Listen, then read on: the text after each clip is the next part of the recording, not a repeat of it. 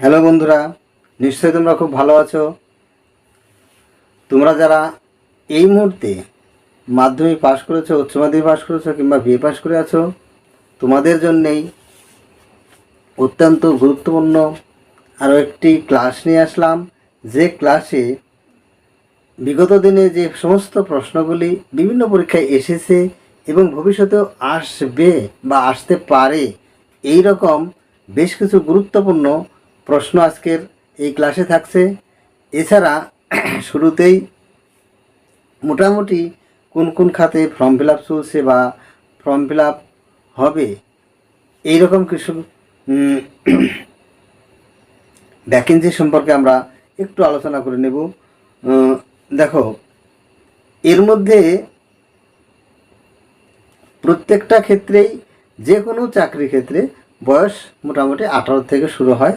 তো তোমাদের বয়স যাদের 18 বছর হয়েছে বা 18+ আছে, তারা এই সমস্ত ক্ষেত্রে আবেদন করতে পারো। যেমন ব্যাংকের গ্রুপ ডি এই সময় আবেদন করা চলছে বা চলছে। লাইব্রেরিয়ান পদে অনেক শূন্য পদ ফাঁকা আছে, সেখানে চলছে। গ্রাম পঞ্চায়েত আছে, গ্রাম পঞ্চায়েতে প্রায় 6,500 উপরে 6,652টি পদ আছে। কৃষি দপ্তরে আছে। এসএসসির গ্রুপ ডিতে প্রায় এসএসসির গ্রুপ ডি সি এর মধ্যে ইঞ্জিনিয়ার নেওয়া হবে, সেগুলোতে ফর্ম ফিল আপ চলছে।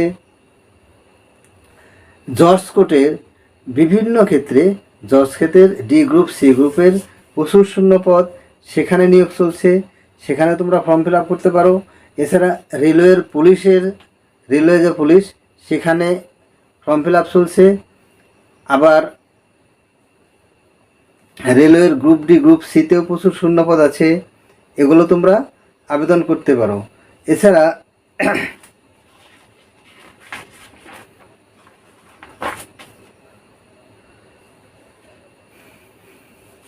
বিদ্যুৎ দপ্তরেও প্রচুর কর্মী নিয়োগ হচ্ছে। এই এইমস হসপিটালে প্রচুর গ্রুপ ডি গ্রুপ সির কর্মী নিয়োগ করা হবে। এগুলো প্রত্যেকটারই 8 পাস থেকে উপরে বিএ পাস বা আরও যোগ্যতা যাদের আছে, তারা প্রত্যেকেই তোমরা ফর্ম ফিল আপ করতে পারবে। তো এই সমস্ত পরীক্ষাতে যে সমস্ত প্রশ্নগুলি আসে, মূলত অবজেক্টিভ প্রশ্ন, 4টি করে অপশান দেওয়া থাকবে, সেখান থেকে সঠিক উত্তর বেছে নিতে হবে। তো সেই সমস্ত গুরুত্বপূর্ণ প্রশ্নগুলি বেছে বেছে নিয়ে আসা হয়েছে আজকেও। তো এখানে তোমরা দেখে নাও আজকের ক্লাসে কি কি গুরুত্বপূর্ণ প্রশ্নগুলি আছে, সেগুলো তোমরা অবশ্যই দেখে নাও। দেখো, 1 নম্বরে আছে পবনদূত কাব্যের রচয়িতাকে। পবনদূত কাব্যের রচয়িতা হলেন ধৈ। এই পবনদূত কাব্যটি সেন যুগে রচিত হয়েছিল। সেন যুগের কবি রাজা লক্ষণ সেনের সভাকবি ছিলেন এই ধৈ। অর্থাৎ লক্ষণ সেনের রাজসভায় নবরত্ন ছিল, সেই নবরত্নের একজন ছিলেন ধৈ। তিনি পবনদূত কাব্য রচনা করেন। 2 নম্বরে আছে 5G কথার পুরো নাম কি। অর্থাৎ এখন মোবাইলে নেটওয়ার্ক মানেই 4G 5G 3G এগুলো। তো 5G মানে ফিফথ জেনারেশান বা পঞ্চম জেনারেশান। এরকম তোমার যেটাই আসুক, 2G মানে সেকেন্ড জেনারেশান, যদি দেয় 3G মানে থার্ড জেনারেশান, তারপরে 4G মানে যদি দেওয়া হয় 4G মানে ফোর্থ জেনারেশান। তো এই হবে এগুলোর উত্তর। 3 নম্বর হচ্ছে পৃথিবীর প্রাচীনতম বেদের নাম কি। পৃথিবীর প্রাচীনতম বেদের নাম ঋগ্বেদ। পৃথিবীর প্রাচীনতম বেদের নাম ঋগ্বেদ। আমরা প্রত্যেকেই জানি ঋগ্বেদ পৃথিবীর প্রাচীনতম বেদ, এবং বেদ মূলত 4টি, ঋক, সাম, যজু, অথর্ব। তার মধ্যে এই ঋগ্বেদটাই হলো প্রাচীনতম, যেটির রচনাকাল অনেক সময় দিয়ে দেয় ঋগ্বেদের রচনাকাল কত। তো ঋগ্বেদ খ্রিস্টপূর্ব 1500 থেকে 1000 অব্দের মধ্যেই এটা লিখিত হয়। আর বাকি যে 3টি বেদ সেগুলো পরবর্তী বৈদিক যুগে অর্থাৎ 1000 থেকে 600 খ্রিস্টপূর্বাব্দের মধ্যে লেখা হয়। তো এই বেদ থেকে বিভিন্নভাবে ঘুরিয়ে ফিরে প্রশ্ন দেয়। 4 নম্বর আছে উড স্প্রিট কি? উড স্প্রিট অর্থাৎ কাঠে ব্যবহার করার স্প্রিটটা কী জিনিস? তো এই উড স্প্রিট হলো মিথাইল অ্যালকোহল। Methyl alcohol. 6 নম্বরে আছে 5 নম্বরে আছে খ্রিস্টপূর্ব 4th শতকে গ্রিক দূত মেগাস্থেনিস ভারতে যখন আসে সেই সময় কার রাজসভায় এসেছিলেন? খ্রিস্টপূর্ব 4th শতকে গ্রিক দূত মেগাস্থেনিস কার রাজসভায় এসেছিলেন? চন্দ্রগুপ্ত মৌর্যের রাজসভায় এসেছিলেন। কার? চন্দ্রগুপ্ত মৌর্যের রাজসভায় এসেছিলেন। চন্দ্রগুপ্ত মৌর্যের রাজধানী ছিল কোথায়? মগধে, বর্তমান বিহারের মগধে তার রাজ্য ছিল। এবং পাটালিপুত্র, যেটা বর্তমান বিহারের পাটনা শহর, এই পাটনা শহরের পূর্ব নাম ছিল পাটালিপুত্র। এখানেই এই চন্দ্রগুপ্ত মৌর্যের তোমার রাজধানী ছিল। আর এই মেগাস্থেনিস তোমার যখন চন্দ্রগুপ্ত মৌর্যের রাজসভায় ছিলেন সেই সময় তিনি একটা গ্রন্থ রচনা করেন। সেই গ্রন্থটার নাম হলো ইন্ডিকা। অনেক সময় ঘুরিয়ে দেয় ইন্ডিকা গ্রন্থের রচয়িতা কে? ইন্ডিকা গ্রন্থের রচয়িতা হলো মেগাস্থেনিস। তো যেভাবেই দিক ঘুরে ফিরে দিলেও আমরা পারবো। 6 নম্বর আছে সিজিএন কথার অর্থ কি? সিজিএন, সিজিএন কথার অর্থ হলো complex natural gas. Complex natural gas. সিজিএক্স কথার অর্থ হলো কমপ্লেক্স ন্যাচারাল গ্যাস। এই প্রশ্ন মূলত কৃষি বিভাগের যে সমস্ত প্রশ্ন হয় সেই সমস্ত ক্ষেত্রে এই প্রশ্নটা দিয়ে থাকে। তো সিজিএন কথার অর্থ হলো কমপ্লেক্স ন্যাচারাল গ্যাস।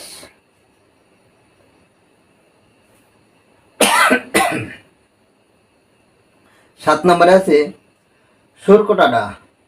সোরকোটাডা প্রত্নস্থানটি কোন রাজ্যে অবস্থিত? সোরকোটাডা প্রত্ন যে স্থানটি সেটি গুজরাটে অবস্থিত। গুজরাটে কোথায়?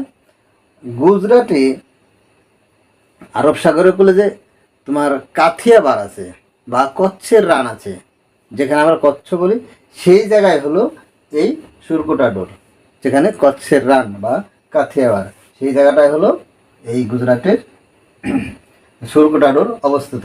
এটি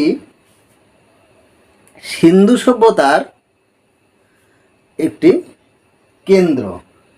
সেই সময়কার সিন্ধু সভ্যতার একটি কেন্দ্র। 8 নম্বর আছে ভাংরা নৃত্য কোন রাজ্যের? ভাংরা নৃত্য হলো পাঞ্জাবের। ভাংরা নৃত্য পাঞ্জাবের। এই নৃত্য থেকে একটা প্রশ্ন প্রায় বছরই দেয়, বিভিন্ন পরীক্ষাতেই দেয়। তো নৃত্যের আরও যেগুলো আছে সেগুলো আমাদের জানতে হবে। এছাড়া দিতে পারে কালিয়াট্টম বা মোহিনীয়াট্টম। কালিয়াট্টম বা মোহিনীয়াট্টম কোন রাজ্যের নৃত্যশৈলী? তো কালিয়াট্টম, মোহিনীয়াট্টম বা যে কোনো আট্টম যদি থাকে তাহলেই সেটা হলো কেরল। এই সানেরই এই আট্টমটা হবে আট্টম নৃত্য, সেটা আমাদের খেয়াল রাখতে হবে। 9 নম্বরে আছে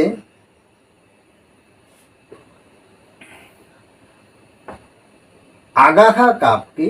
আগাখা কাপ কোন খেলার সঙ্গে যুক্ত? আগাখা কাপ কোন খেলার সঙ্গে যুক্ত? এটি হকি খেলার সঙ্গে যুক্ত। আগাকা কাপ হলো হকি খেলার সঙ্গে যুক্ত।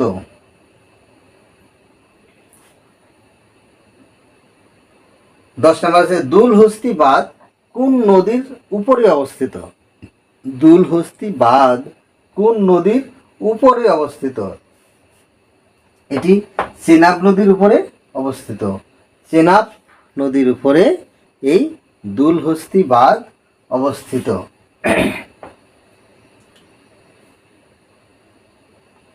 11 নম্বর আছে কোন সুলতান কৃষির উন্নতির জন্য পৃথক একটা দপ্তর খুলেছিলেন, যে দপ্তরটার নাম হলো দেওয়ানি আমির কোহি, অর্থাৎ দেওয়ানি আমির কোহি নামে একটি কৃষি দপ্তর একদম পৃথক করে খুলেছিল কোন সুলতান? এটি প্রায় দিয়ে থাকে, বিভিন্ন পরীক্ষাতে দেয়।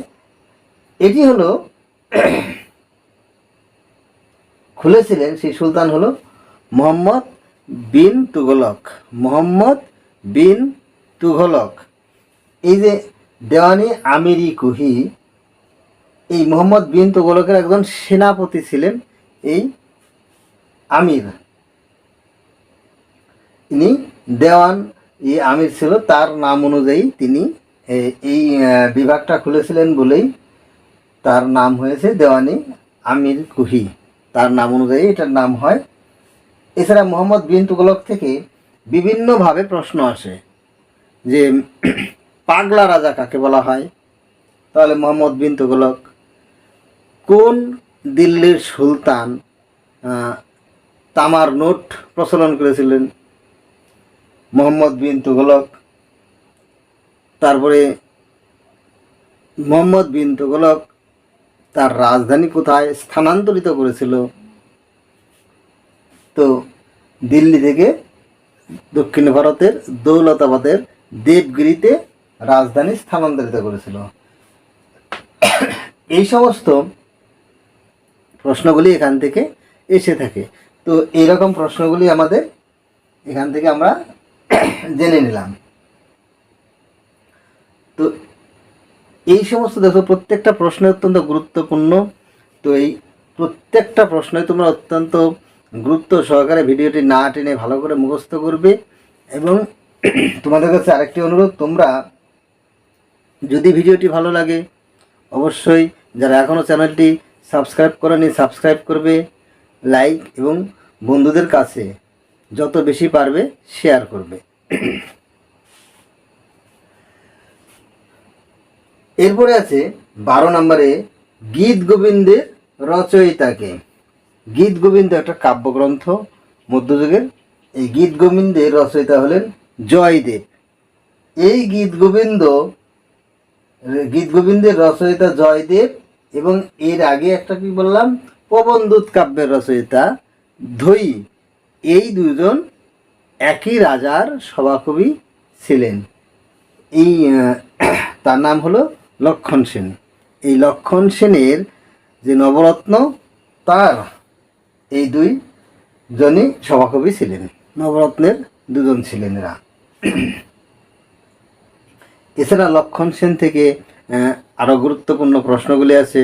বাংলার কোন সুলতানের আমলে প্রথম মুসলিম আক্রমণ হয়েছিল? লক্ষণ সেনের সেই মুসলিম আক্রমণকারীর নাম কি?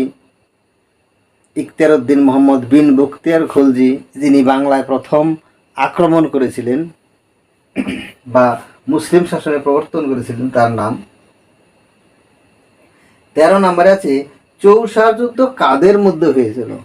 চৌসার যুদ্ধ হয়েছিল হুমায়ুন এবং শের শাহের মধ্যে। চৌসার যুদ্ধ হয় হুমায়ুন এবং শের শাহের মধ্যে। এই যুদ্ধে হুমায়ুন পরাজিত হয়, শের শাহ জয়লাভ করে। তাহলে হুমায়ুন আর শের শাহের মধ্যে এই চৌসার যুদ্ধটি হয়েছিল। 14 নম্বর আছে পুলিশ এর পুরো নাম কি? পুলিশের পুরো নাম কি? পুলিশের পুরো নাম হলো public officer for legal investigations and criminal emergencies. এ হলো পুলিশের ফুল ফর্ম। বিভিন্ন পুলিশের পরীক্ষাতে এই প্রশ্নটা এসে থাকে যে তুমি পুলিশের পরীক্ষা দিতে আসছো তো পুলিশের ফুল ফর্ম বলো। তো এটা হলো পুলিশের ফুল ফর্ম কি? Public officer for legal investigations and criminal emergencies. এটা হলো পুলিশের ফুল ফর্ম। 15 নম্বর আছে গৌরবাহ কাব্যের রচয়িতাকে। গৌরবাহ কাব্যের রচয়িতা হলো বাকপতিরাজ। বাকপতিরাজ হলো গৌরবাহ কাব্যের রচয়িতা। 16 নম্বর হলো ইডি। ইডি এর পুরো নাম কি?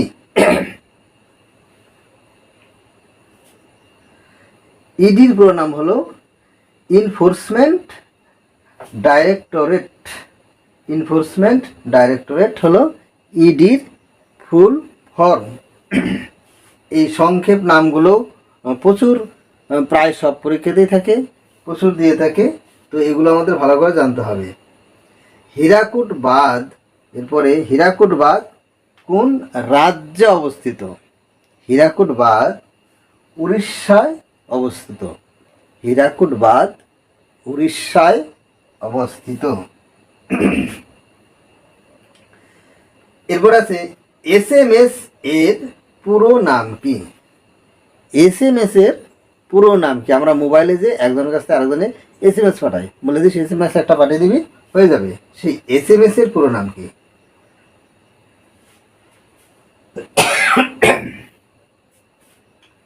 এসএমএস এর পুরো নাম হলো short message service. Short message service SMS এর পুরো নাম। তো আজকে এই প্রশ্নগুলি অত্যন্ত কমন প্রশ্নগুলি তোমাদেরগুলো দিলাম, যে প্রশ্নগুলি বিভিন্ন পরীক্ষাতে এসেছে এবং আগামী দিনেও আসার সম্ভাবনা আছে। প্রশ্নগুলি অবশ্যই তোমরা ভালো করে মুখস্থ করে নেবে, আর ভিডিওটি অবশ্যই বিভিন্ন বন্ধুদের কাছে যত বেশি পারবে শেয়ার করে দেবে। তো আজকে এই পর্যন্তই, দেখা হবে সামনে আরেকটি ভিডিওতে। বাই।